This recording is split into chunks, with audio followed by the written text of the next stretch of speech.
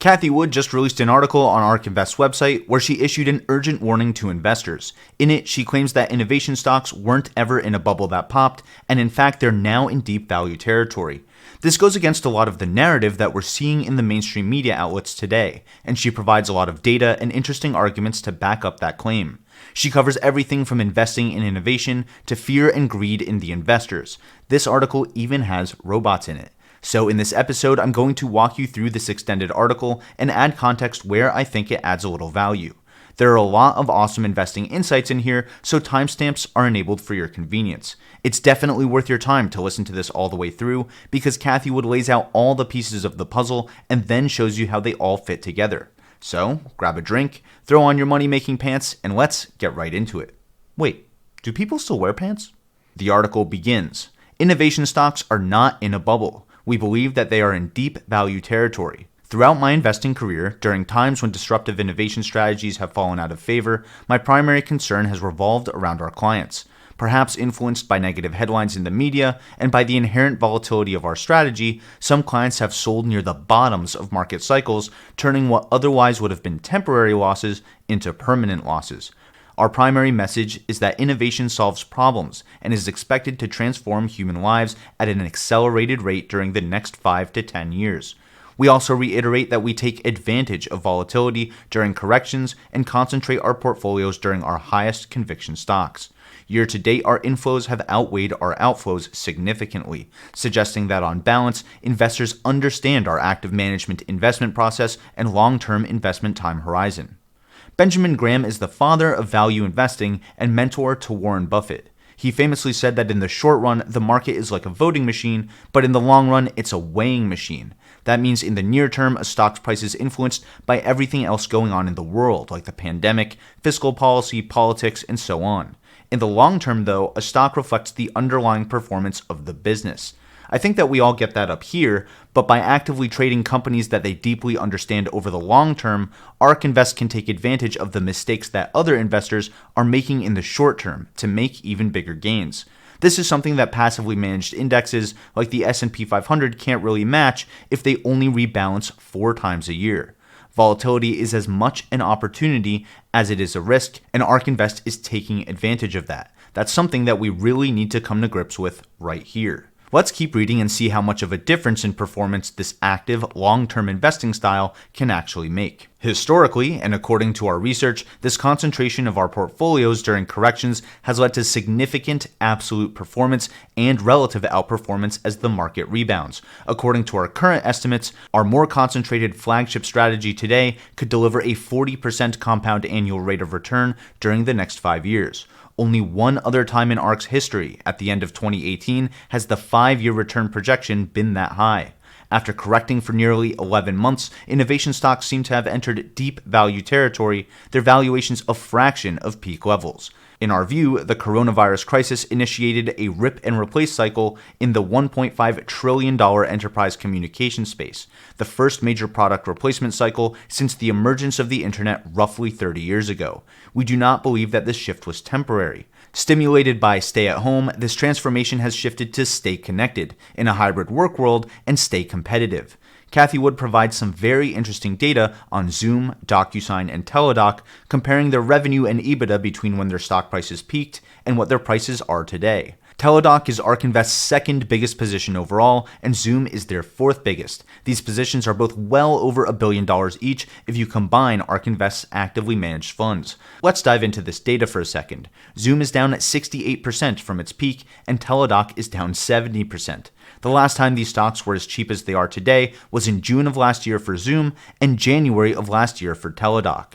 Last time Zoom was this cheap, its annual revenue was 60% smaller, 60, and last time Teladoc was this cheap, its annual revenue was almost 3 times smaller. It was also a completely different company since it hadn't yet acquired Livongo. If we look at their EBITDA, we can see the same trend. Zoom's EBITDA is over 50% bigger and Teladoc's is over 30% bigger than the last time these stocks were this exact same price. Also, think about this rip and replace idea in our own lives. Comment below or tweet me at tickersymbol_U. Did your workplace change any software or hardware technologies when everyone shifted from in-person to work from home? Did you begin using any new kinds of services in your daily life or change the way that you shop at all over the last 2 years? Is there anything you're using way less now that you used before the pandemic began? Are you going to change back or stick with these things moving forward? I'm excited to hear your thoughts. Let's keep reading. Has inflation derailed disruptive innovation? Since mid-February of 2021, many broad-based market indices have scaled to record highs and in the process rotated away from growth stocks towards value and defensive stocks, including the FANGs, Facebook, Apple, Amazon, Netflix, and Google. Chief among the reasons for this rotation are fears that inflation is not a short-term problem related to supply chain bottlenecks, but the result of excessive monetary and fiscal policy responses to the coronavirus and its variants. Federal Reserve Chairman Jerome Powell suggested that inflation might not be transitory after all, turbocharging the rotation towards value stocks and giving investors more reasons for tax loss selling in the innovation space as the year winds down. Are quant strategies and algorithms exacerbating inflation fears? By some estimates, algorithmic trading accounts for roughly 70% of all trading in the US, 70, and even higher percentages during periods of heightened volatility. Last year, as the equity market responded to the ugly reality of the coronavirus during March and April, quant and algorithmically driven strategies seemed to seize simplistically on two variables: level of cash on company balance sheets and rate of cash burn. And in just a few weeks, they crushed many stocks by 50 to 75%. Momentum followers and market commentators embraced this obvious trade, but they were wrong. Many of those stocks were in the genomic space, their underlying technologies critical to tackling the coronavirus: genomic sequencing, synthetic biology, mRNA technology, machine learning, and molecular diagnostics testing, among others. Against conventional wisdom, buying those stocks was the right move. At times this year, as inflation and interest rates flared, quants and algorithms again seemed to dominate the trading activity. Once again, market commentators, investors, strategists, high-frequency traders, and others followed the influencers, warning against mistakes made during the tech and telecom bubble. What I'm recommending to the CNBC Investment Club, I say buy some Ford. Now that sells at 10 times earnings. And by the way, they make and sell a lot of cars and they make a lot of money. So one of the best things you can do as an investor is to understand what world events actually affect the company versus which ones are only affecting the stock price. Inflation hurts long duration assets because today's money is going to be worth a lot less in the future, while aggressive growth stocks are sacrificing profits today and thus earnings per share to grow faster later down the line. That mismatch also causes growth stocks to suffer when interest rates rise to combat inflation. Even worse, it's also the end of the year, so people tend to tax loss harvest, meaning they tend to sell stocks at a loss to offset their gains in order to free up some cash while getting to pay less taxes for the year. Obviously, things like bonds becoming more attractive investments and it being the month of December have no meaningful long-term impact on these growth companies. For example, it's not 3 times harder for Teladoc to grow now because of these things, even though its stock price has crumbled to a third of its all-time high. Here's another example. Remember when Tesla's stock went on a massive 800% rally last year alone? Remember how stupid some analysts and commentators and influencers looked when they kept raising their price targets by $100 at a time, while ARK Invest's price target was $1,400 per share post-split, and everyone kept calling them crazy? I've made episode after episode covering Tesla's major innovations and how the market kept punishing them simply because they don't see the bigger picture. I've put all of my Tesla content in one convenient playlist for you. I'll link it in the top right-hand corner of your screen right now and in the description below as well. Well, this is the exact same thing, only with a negative sign. Commentators and influencers are trying to create a narrative that follows the prices of growth stocks downwards, so they sound smart when people look at them in hindsight. Instead, we need to admit that simple robots looking at just 2 or 3 numbers are responsible for more than 2/3 of all trades on the markets today. The robots currently think that these are clearly stay-at-home stocks and that the pandemic is over, or that these stocks are too young and too highly valued, just like in the dot-com bubble. That's what we're seeing in the market, so that's what the mainstream stock commentators are latching onto. By the way, as Cathie Wood pointed out, these are the same trading robots and commentators that decided to sell genomic stocks during the coronavirus. The same genomics companies that are helping fight the exact pandemic that panicked the market in the first place. The thing is, these market robots and narrative chasers are messing with the short-term voting machine, not the long-term weighing machine. As a result, they're causing a huge inefficiency in the market. And where there's inefficiency, there's opportunity. Let's keep reading and see how Cathie Wood thinks all of this will play out over time. In ARK's view, these Pavlovian responses will prove just as wrong as those in the early days of the coronavirus crisis. They are backwards looking and do not recognize that companies investing aggressively today are sacrificing short-term profitability for an important reason: to capitalize on an innovation age, the likes of which the world has never witnessed. The new age is thanks to 5 major innovation platforms evolving today: DNA sequencing, robotics, energy storage, artificial intelligence, and blockchain technology. Yet, if ARK's research is correct, companies myopically focused on short-term profitability have not invested enough to capitalize on the explosive growth opportunities associated with the 5 innovation platforms that have been germinating since their seeds were planted in the 20 years that ended in the tech and telecom bubble. Instead, many are likely to suffer from creative destruction. Even the FANGs could be in harm's way, as the convergence of blockchain technology and artificial intelligence in the so-called metaverse attempts to destroy the roles of centralized data aggregators, ceding economic power to creators and consumers. So there are 2 parts to this section that we need to talk about. First the companies, and then the investors. For the companies, I don't think being on the right side of change is an all or nothing idea. Like almost everything else, it's a spectrum. For example, Facebook completely rebranded to Meta Platforms to focus on the metaverse. Maybe they won't win the day there, but what if they keep dominating the markets for virtual reality goggles? What if Apple creates the best dApp store for distributed applications, just like it has with its App Store for current cloud-based mobile applications? Or what if they create the best iPhone or some sort of pocket computer for browsing a decentralized internet?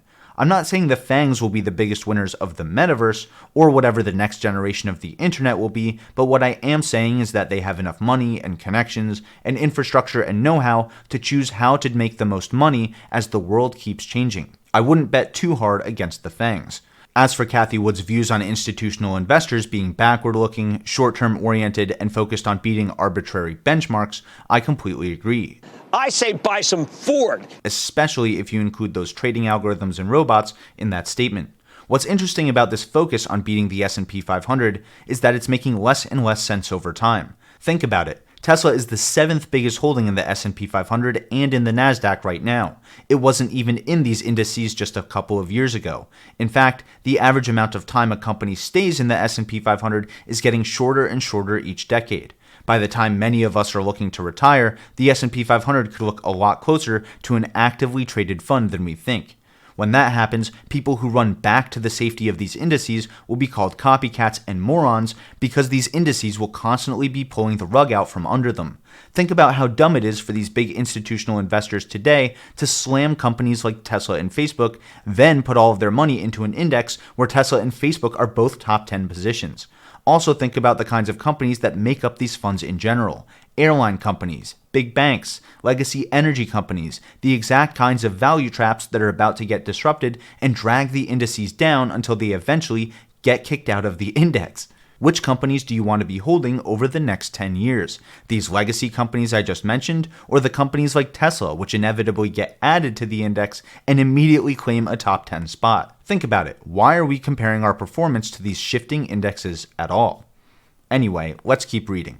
Other markets are not corroborating fears of inflation. Perhaps oddly, we've been encouraged this year by the talk of a bubble in the public equity markets as valuations associated with disruptive innovation have collapsed. Why? Because other markets are not corroborating the fear that inflation is here to stay.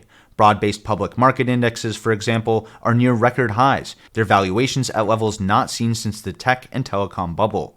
In the early 80s, as inflation ravaged the US economy, the trailing 12-month price-to-earnings ratio of the S&P 500 collapsed to a low of roughly 6.8, roughly a quarter of the level in place today.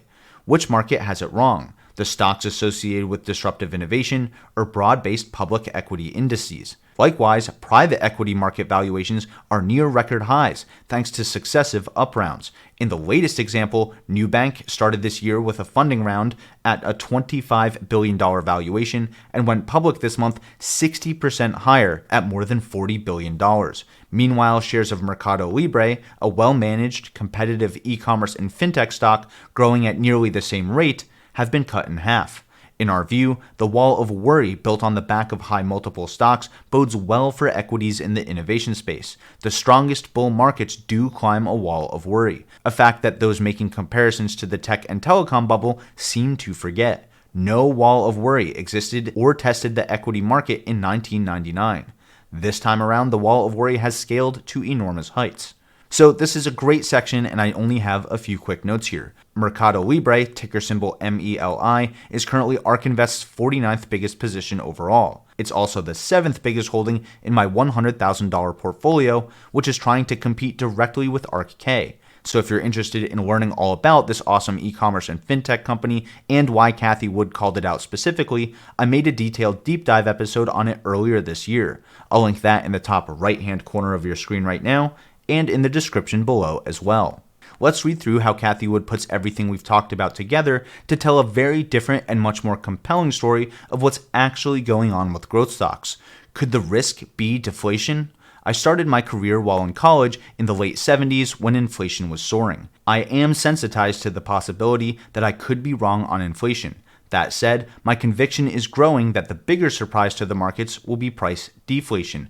According to Wright's law, our research shows that costs associated with every cumulative doubling in the number of whole human genomes sequenced with long-read technologies will drop 28%, and those associated with short reads will drop 40%. Meanwhile, every cumulative doubling in the number of industrial robots and batteries produced will drive costs down 50% and 28% respectively. Moreover, artificial intelligence training costs are declining at a rate of 60% per year. Provocatively, these platforms are converging. The convergence between and among robotics, energy storage, and artificial intelligence will create autonomous taxis and significant growth potential. By 2030, autonomous taxi networks could scale from no revenue today to $9 to $10 trillion globally, which when combined with the productivity uplift from time freed up from behind the wheel could total more than $20 trillion. For perspective, US GDP today is roughly $21 trillion. In other words, good deflation could result in outsized growth rates for those companies positioned on the right side of change. Subject to much more debate is the cyclical case for deflation. As businesses were shutting down in early 2020, some consumers turned around and used the government stimulus payments to hoard goods, boosting the level of inventories in their homes and garages. Exacerbating some supply chain issues, consumers started holiday shopping earlier this year out of fear that shelves would be empty, pushing the CPI inflation rate to 6.8% in November of 2021. At the same time, the U.S. consumer saving rate dropped below 8%, the range in place before the coronavirus crisis, leaving less room for future consumption and hoarding. As a result, consumption growth is likely to slow significantly during the next 3 to 6 months, just as supply chain bottlenecks are clearing, potentially saddling businesses with excess inventories. If we're correct, during the next 3 to 6 months, the market is likely to focus more on the risk of recession in the US, the serious slowdown in the Chinese and emerging market economies, and potentially a surprising drop in inflation. Typically, during a slowdown, the adoption of new technologies accelerates as concerned businesses and consumers are more willing to change behavior. Many of the technology leaders to which they turn now seem to be in deep value territory. Innovation stocks are not in a bubble. We believe they are in deep value territory. During the late 90s, equity investors ignored value stocks in favor of growth stocks, particularly those in the tech, telecom, and biotech spaces. The internet and its network effects seemed miraculous, enough so that investors chased the dream. Volatility on the upside was a beautiful thing. Unfortunately, too much capital chased too few opportunities. The technologies were prohibitively expensive and not ready for prime time. The cost to sequence the first whole human genome at the time, for example, was $2.7 billion or more. Tech and telecom companies like Cisco, Oracle, Hewlett-Packard, Intel, and WorldCom were not the companies that later would create the cloud, software as a service, or artificial intelligence chips. yet their stocks hit exorbitant valuations. Again, investors were chasing the dream, often with eyeballs as the only valuation metric. Value managers believed that valuing companies by the number of potential eyeballs they might serve globally in 10 years would not end well, and they were right. The day of reckoning took longer than expected, but on March 10, 2000, the bubble burst and value stocks took off. Ravaged by the tech and telecom bust in 2000 to 2003, and then again by the financial meltdown in 2008 and 2009, investors, especially institutional investors, are much more risk-averse today. Volatility has become a bad word because every spike in the volatility index, or the VIX, since 2000 has been associated with a bear market. Instead of surfacing and researching exciting investment opportunities in the burgeoning innovation space, investors seem to be hugging their benchmarks and looking to the past for future success. Benchmarks guide investors to companies that have already enjoyed considerable success. Broad-based equity benchmarks could be in harm's way because of disruptive innovation. Because the global economy is undergoing the largest technological transformation in history, most benchmarks could be in harm's way. Unlike many innovation-related stocks, equity benchmarks are selling at record high prices and near record high valuations. As a result, we believe tried and true investment strategies will disappoint during the next 5 to 10 years as DNA sequencing, robotics, energy storage, artificial intelligence, and blockchain technologies scale and converge. In other words, if our research is correct, and I believe that our research on innovation is the best in the financial world, then our strategies will triple to quintuple in value over the next 5 years. Yet, as this year winds to a close, investors seem to be interested in playing it safe and moving closer to the benchmarks that, in our view, are unlikely to generate even average returns during the next 10 years. We will not let benchmarks and tracking errors hold our strategies hostage to the existing world order. The coronavirus crisis permanently changed the way the world works, catapulting consumers and businesses into the digital age much faster and deeper than otherwise would have been the case. Dismissing innovation strategies as stay-at-home glosses over a crucial point. Innovation solves problems in a way that consumers and businesses adopt with relief, enthusiasm, and delight. Critical to investment success will be moving to the right side of change, avoiding industries and companies caught in the crosshairs of creative destruction. I say buy some Ford. And embracing those on the leading edge of disruptive innovation. So, there you have it. I love this article because it's an investment directly into the investor. It's a well-rounded masterclass explaining what moves the market and what we should be watching out for. How investors always need to create this narrative for the price action they're seeing when it's really determined by robots who only consider one or two variables. Understanding how inflation, interest rates, and the yield curve are revealing the market's flight to safety instead of a bubble that everyone claims that growth stocks are in. Looking at how these same growth companies have thrived over the last year or two, while their stocks have been getting absolutely decimated simply because big institutions are harvesting losses for taxes, or because the Federal Reserve changed their mind on something that they've gotten wrong before time and time again. Understanding that the indexes are slow to reflect this new normal, and when they do shift, they shift in big ways, like adding Tesla, which immediately became a top position in every index that it entered. At the same time, these indexes are so slow to change that they're starting to fill up with value traps, so looking to them for safety could be a huge mistake over the next 5 to 10 years if they don't purge those losers fast enough. And finally, the need to do your own research and build your own convictions in the stocks that you hold instead of following the masses, so that you're buying the best companies in the world when they're on sale instead of dumping them at the bottom. That's why it's so important to invest in the investor, the person doing the buying, the selling, and the holding. That's you, and if you enjoy this type of market commentary, consider liking this video and subscribing to the channel with all notifications turned on. That way you'll be the first to know when I come out with new content like this, regardless of how the YouTube robot tunes its algorithm. Either way, stay long, stay strong, and thanks for watching. Until next time, this is ticker symbol U. My name is Alex, reminding you that the best investment you can make is in you.